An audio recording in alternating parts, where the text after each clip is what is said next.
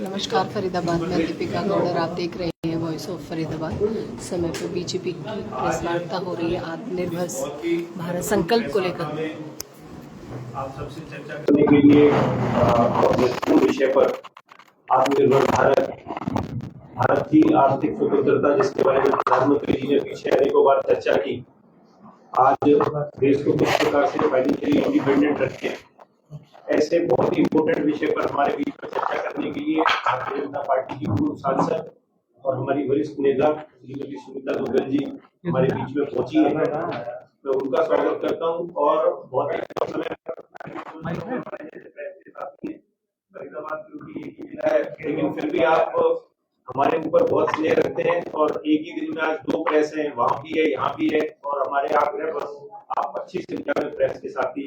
आज हमें यहाँ कवर करने के लिए हमारी नेता को उनके बात लोगों तक, फरीदाबाद की जनता तक पहुंचाने के लिए आप यहाँ उपस्थित हुए हैं। मैं आप सबका बहुत बहुत यहाँ स्वागत करता हूँ। और सुनीता जी के साथ हमारी वैशाली तोमर जी, भारतीय जनता पार्टी की प्रदेश में प्रवक्ता है, वो भी आज यहाँ उपस्थित हुई है। हमारे जिले के प्रभारी और मेरे भाई जैसे मित्र आदरणीय कमल जी हमारे बीच में उपस्थित हुए। तो मैं अब आगे करूंगा जी कि वो चर्चा के साथ हमारे फरीदाबाद महानगर के बहुत ही आदरणीय जिला के अध्यक्ष भाई मोहनलाल जी और सोनपाल सिंह जी और मेरे भाई करते हुए प्रभारी कमल यादव जी, हमारी बहन तोमर जी, कौशिक जी और मेरे समक्ष बैठे हुए सभी मीडिया के बंधुओं, सबसे पहले तो मैं आप सबका बहुत बहुत अभिवादन और अभिनंदन करती हूँ कि आप लोग इतने कम समय के नोटिस पर और इतनी संख्या में यहाँ पर पहुंचे। आज हम जिस विषय पर यहाँ पर सब एकत्रित हुए हैं वो है स्वदेशी का संकल्प। जो स्वदेशी का संकल्प है ये केवल एक नारा या एक संकल्प नहीं है, बल्कि आत्मनिर्भर भारत और विकसित भारत का जो मूल मंत्र है, जो उसकी जो विकसित भारत की जो नींव है, ये उसका एक मंत्र है। माननीय प्रधानमंत्री जी ने जिस तरह से आप लोगों ने देखा होगा कि लालू जी की प्राचीन से भी ये बात कही है कि हमें जो है वो स्वदेशी की तरफ बढ़ना है, अब समय आ गया है, क्योंकि ये आने वाले 25 वर्ष जो हैं ये अमृत काल का समय है और जो हमारी संस्कृति है, जो हमारी विरासत है, जो हमारी परंपरा है, उसको हमें अब आगे बढ़ाने का समय जो है आ चुका है। क्योंकि आप लोगों ने देखा होगा कि अब भारत वो पहले वाला भारत नहीं है। हम धीरे धीरे जो है वो स्वदेशी चीजों को अपनाते हुए आत्मनिर्भर भारत की तरफ बढ़ रहे हैं। आप लोगों को मालूम होगा कि भारत के अंदर आज जो है दुग्ध उत्पादन के अंदर हम दुनिया के अंदर अव्वल नंबर पे, और इसके साथ साथ चने का जो उत्पादन है उसमें भी हम अव्वल नंबर पे, केले का उत्पादन है, आम, मसाले, इसमें भी हम अग्रणी हैं। आज जो है भारत उस स्थिति में है कि जहां पर हम तोप से लेकर और मिसाइलों तक वो स्वदेशी जो है हमारी बन रही है। तो जब तक हम स्वदेशी चीजों को अपनाएंगे नहीं, तब तक जो है भारत विकसित जो है देश की तरफ आगे नहीं बढ़ेगा, आत्मनिर्भर। आप लोगों ने देखा होगा, चाहे हम ब्रह्मोस की बात करें वो भारत में बन रहा है, और फिलीपींस को हम लोग $374 मिलियन का रशिया के साथ मिलकर तेजस जो है वो हम जो बना रहे हैं वो हम उनको निर्यात कर चुके हैं। तो आज आप देखिए कि चाहे हम रक्षा के जो उत्पाद हैं उसकी बात करें और छोटी से चीज से लेकर बड़ी से बड़ी चीज तक वो आज भारत के अंदर बन रही है। तो ये बिल्कुल समय आ चुका है कि हम लोग स्वदेशी को अपनाएं। तो जगह जगह आप लोग भी जो है अपने माध्यम से हमारे जो छोटे व्यापारी भाई हैं, उद्यमी हैं, जो दुकानदार हैं, उनको इस चीज का संदेश दें कि हम जगह जगह पर जो है वो इस चीज के बोर्ड लगाएं कि हमारे दुकान के अंदर यहाँ पर स्वदेशी वस्तुएं जो है उपलब्ध है। आप ये देखिए कि कोरोना के समय में कितना चैलेंजिंग टाइम, कितना चुनौतीपूर्ण समय हमारा था, और उस समय में जो 2020 से पहले पीपी किट के बारे में कभी किसी ने सुना भी नहीं था, वो पीपी की किट जो है वो तुरंत प्रभाव से हमारे हिंदुस्तान के अंदर बननी शुरू हुई, और बननी ही नहीं शुरू हुई बल्कि दूसरों देशों को भी हमें निर्यात। और उसी तरीके से आपने देखा होगा कि किस तरीके से हमारे देश के अंदर जो है वो कोरोना की वैक्सीन बनी, और 100 से भी ज्यादा देशों को हमने मैत्री जो है उस स्कीम के तहत जो है उनको हमने कोरोना की वैक्सीन वो निर्यात। तो आप ये देखिए कि इससे ये सिद्ध होता है कि भारत जो है चुनौती जब आती है तो उस समय में उसका सामना करता है और आगे बढ़ता है। हमने स्वराज से जो है वो राजनीतिक स्वतंत्रता पाई, लेकिन अब स्वदेशी से हम जो है वो आर्थिक स्वतंत्रता पाएंगे। और जब तक कोई देश आर्थिक रूप से स्वतंत्र नहीं होता तब तक जो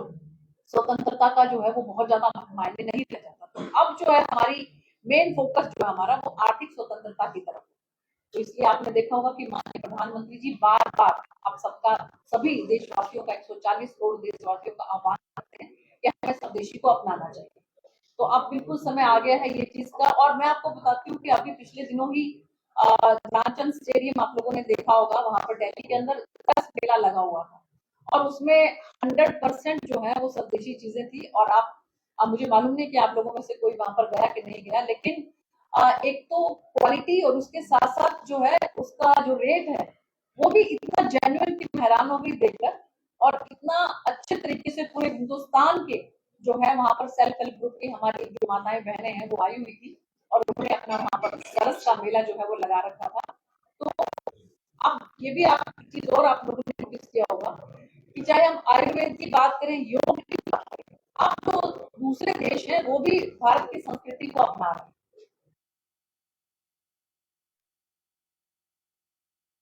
जमीनी चीज से जुड़े हुए संस्कृति हमारी है, उतना और कहीं पर भी नहीं है। आप ये देखिए, हम बात करें यहाँ पर मसालों की, जिस तरह के मसाले यहाँ पर हैं, आपको मालूम है कि मसालों की बदौलत ही जो है वो खींचते हुए विदेशी यहाँ तक पहुंच गए थे। और आज जो है हम जिस तरीके से अपनी हर चीज का यहाँ पर जो है उत्पाद कर रहे हैं, तो उसका सबसे बड़ा लाभ जो है हमारे किसान भाइयों को, हमारे जो यहाँ के उद्यमी हैं उनको भी मिलने वाला है। और जो स्वदेशी चीजें हैं उसके अंदर हमारे देश की मिट्टी की खुशबू भी है। आप लोग नोटिस करें इस चीज को। मैंने जैसे मैंने बताया कि सरस मेले के अंदर खुद इस बात को अनुभव किया कि वहां पर जिस तरीके से जो मिट्टी के जो बर्तन है उसमें जो है उन्होंने कहा कि जी अगर आप इसके अंदर खाना पकाते हैं तो उससे आपको बहुत से जो जमीन के अंदर जो मिनरल्स है वो प्राप्त होते हैं। आप लोहे की जो है बर्तन है उसके अंदर आप खाना पकाते हैं तो आपको आयरन जो है वो सीधा प्राप्त होता है। तो आप इस चीज को नोटिस करें कि एक इंसान जो है उसको खाना पीना जब उसका अच्छा होगा, स्वस्थ होगा, तभी जो है वो आगे उन्नति कर पाएगा। तभी जो है अगर वो स्वस्थ होगा तो तभी देश के बारे में सोच पाएगा। ये चीज अगर कहीं पर है तो वो हमारे हिंदुस्तान के अंदर है। तो आप लोगों के माध्यम से हम जो है सभी हमारे जो दुकानदार भाई हैं उनको ये आह्वान करना चाहते हैं कि वो अपने दुकानों के अंदर जो है वो स्वदेशी का मैक्सिमम जो है वहां पर उसको डिस्प्ले करें, स्वदेशी को अपनाएं। और हम भी सब जो है देशवासी जितना ज्यादा स्वदेशी को अपनाएंगे उतना ज्यादा हमारा देश जो है वो विकसित भारत बनेगा, उतना ज्यादा हमारा देश जो है वो आत्मनिर्भर बनेगा। आत्मनिर्भर, आप इस चीज से अंदाजा लगाइए, आत्मनिर्भर मतलब अपनी आत्मा के ऊपर निर्भर। और हमारी आत्मा क्या है? हमारी आत्मा हमारा किसान, हमारा जो श्रमिक है, जो हमारे हथकरघा के विकास शिल्पी जो हमारे हैं, हमारे कारीगर हैं, वो हमारी आत्मा है। तो इसलिए जब हम उनके ऊपर निर्भर होंगे, स्वदेशी को अपनाएंगे, तो निश्चित रूप से हमारा देश जो है वो विकसित भारत की तरफ बढ़ेगा। और जो माननीय प्रधानमंत्री जी ने एक संकल्प किया है कि 2047 तक हम जो है वो विकसित भारत बनेंगे, डेवलप कंट्री बनेंगे, तो ये तभी संभव हो पाएगा कि जब स्वदेशी को अपनाकर हम आर्थिक स्वतंत्रता को प्राप्त करते हैं। तो मेरा आपके माध्यम से जो है आज इस प्रेस को बुलाने का यही मतलब था कि हम मैक्सिमम स्वदेशी को अपनाएं और आत्मनिर्भर भारत की तरफ बढ़े। धन्यवाद। स्वदेशी की बात कर रही है। पूरे फरीदाबाद, दिल्ली, एनसीआर, हरियाणा में लगभग 90% खाद्य पदार्थों में मिलावट कर रही है और सरकार ने कानून को कमजोर और कर दिया है। तो मिलावट बहुत ज्यादा मिलावट कर रहे हैं। तो दही, पनीर, हर चीज में मिलावट। तो इसलिए लोगों के क्या उपाय है? कानून को कमजोर किया गया। देखिए ऐसा है कि जो डिपार्टमेंट है, जैसे फूड सप्लाई डिपार्टमेंट के अंदर आता है, तो उसमें जो उनके अधिकारी हैं, जहाँ कहीं पर भी किसी को भी ये महसूस होता है कि यहाँ पर किसी तरह की मिलावट है तो उनको शिकायत की जाए। तो आप देखिए तुरंत प्रभाव से अभी कितने पकड़े भी तो गए हैं, कितने पकड़े गए, हजारों लिए जाते हैं, लेकिन रिपोर्ट नहीं आती। बात नहीं आता है कि बैंक छापा मार किया, ये कर दिया, लेकिन उसकी रिपोर्ट क्या है, कौन जेल गया, कौन पकड़ा गया,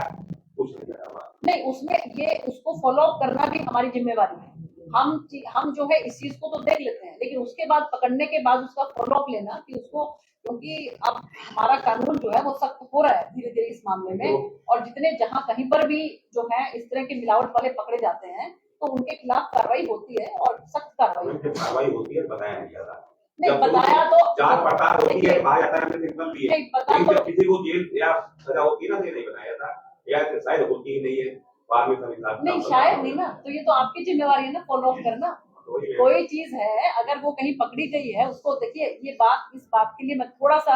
जो है आप लोगों से थोड़ा सा मैं कहूँगी कि नाराज भी हो सकती हूँ ये, क्योंकि क्या है कि आपने देखा होगा कि कई बार हमारे जो बच्चियों के साथ जो गलत होता है और हम बहुत ऊंचा ऊंचा उसको बहुत बड़ा बड़ा छाप देते हैं, लेकिन आपने देखा कि कितने मामलों के अंदर फांसी तक की सजा जो है उस क्रिमिनल को, उसको अपराधी को होती है जिन्होंने वो किया, लेकिन हम उसको बड़ा बड़ा नहीं छापते हैं। कितनी बार आपने देखा ये कि उसको ये छापा गया होगी इस अपराधी को जो है वो फांसी की सजा हुई है देखिए, ताकि आगे से उसको किसी दूसरे को भी ये मैसेज मिले कि इस तरह के अपराध करने पर आपको ये सजा होगी। तो ये हमारी खासकर मीडिया वालों की जिम्मेवारी बनती है कि हम लोग उसका फॉलो अप करें, जो भी चीज होती है ना उसको फॉलो अप करना चाहिए। और एक चीज और भी है कि अगर ये लगता है आपको कि इसने अपराध किया लेकिन इसके ऊपर एक्शन नहीं हुआ,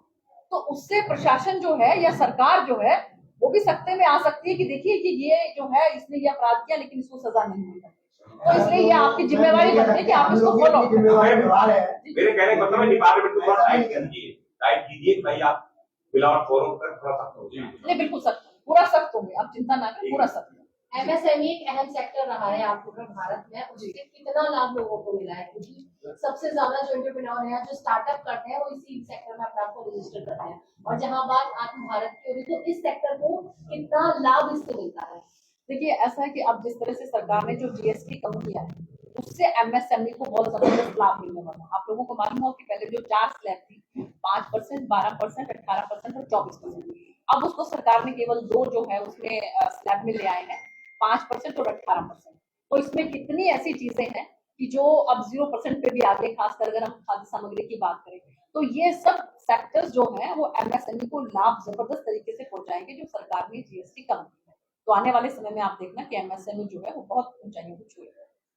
आप स्वदेशी की बात कर रहे हैं, लेकिन अगर मार्केट देखें तो विदेशी वस्तुओं से घिरा पड़ा है, कैसे उस पर काबू किया जाएगा? क्योंकि जब हम देखते हैं लोग मार्केट में दिए खरीदने निकलते हैं लेकिन वो चाइनीज लाइट वाले दिए लेकर आ जाते हैं, कई बार ऐसा देखा गया है। तो क्या कुछ ऐसी चीजें भी हमारे इंडिया में बननी शुरू होगी कि वो चाइनीज वस्तुओं का रिप्लेसमेंट हो और उससे अच्छे या सेम दामों पर हो? तो कई बार होता है कि सस्ती चाइनीज लाइटें दे दो, एक ही बार तो लगानी।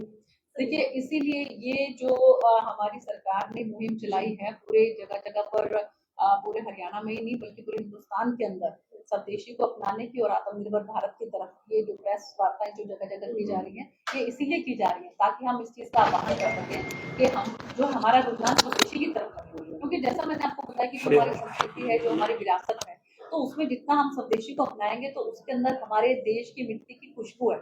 हमें कई बार हो सकता है ये चीज कि हमें कहीं कुछ थोड़ा कॉम्प्रोमाइज भी करना पड़े कि हाँ भी वो चीज जो है विदेशी वो सस्ती मिल रही है और हमारी चीज जो है, लेकिन मैंने आपको जैसा बताया कि जो सरस मेले में मेरा खुद का एक्सपीरियंस रहा तो आप हैरान होंगी जाकर, आप अगर दोबारा 15 दिन के लिए वो लगा था, फिर कभी अगर लगेगा तो उसकी भी हम एक प्रेस करेंगे कि सब जगह पर इस चीज की पूरी मार्केटिंग हो कि आप जाइए और वहां पर देखिए इतनी सस्ती और इतनी अच्छी और इतनी कमाल की वहां पर वस्तुएं मिल रही थी जो सेल्फ हेल्प ग्रुप की हमारी महिलाएं थी। तो ये हमारी भी जिम्मेवारी बनती है कि हम उनको एनकरेज करें कि वो इतनी मेहनत करके अपने, आप देखिए कि खून पसीने से जो है वो कोई कपड़ा बुन रहा है, कोई स्वेटर बुन रहा है, कोई कुछ बुन रहा है, तो उसके अंदर एक अलग तरह की वाइब्रेशंस है और ये देखिए सब कुछ वाइब्रेशंस पे रिलेटेड है। अगर हम पॉजिटिव वाइब्रेशंस उनकी जो उसके अंदर जो मिलेगी ना उसका कोई मुकाबला नहीं। ये मेले क्या दिल्ली में जिला स्तर पर होता है? नहीं बिल्कुल लग सकता है, मुझे उस चीज से बहुत ज्यादा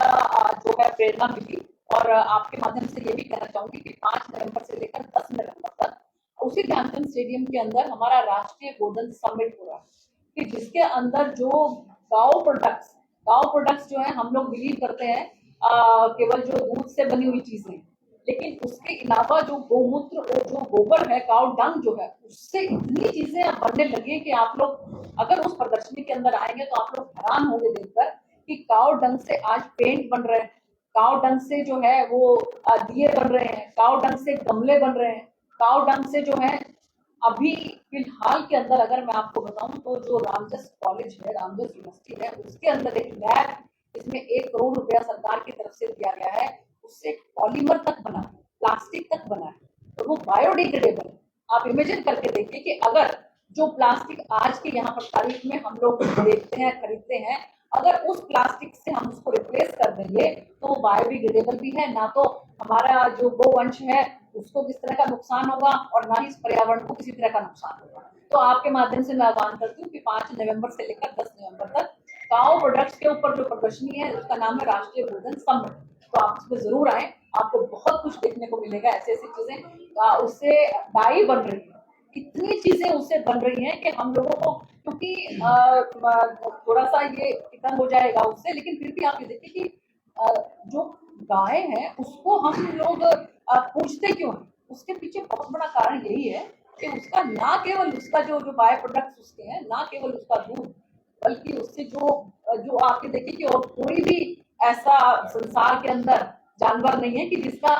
जो है इतना वेस्ट जो जिसको हम बोलते हैं वो भी काम में आए। तो इसलिए आपके माध्यम से मैं आह्वान करती हूँ, हम लोग इसको